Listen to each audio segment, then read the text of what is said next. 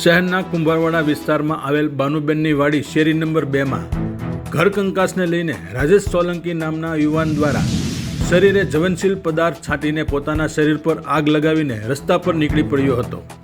સમગ્ર ઘટનાને લઈને મોટી સંખ્યામાં લોકો ઉમટી પડ્યા હતા અને આગની લપેટમાં સળગતા યુવાન પર પાણી છાંટીને આગ ઓલવવામાં આવી હતી। આ ઘટનામાં ગંભીર રીતે દાઝેલ યુવાનને તાત્કાલિક 108 દ્વારા ભાવનગર શહેરની સરટી હોસ્પિટલ ખાતે સારવાર અર્થે ખસેડવામાં આવ્યો હતો।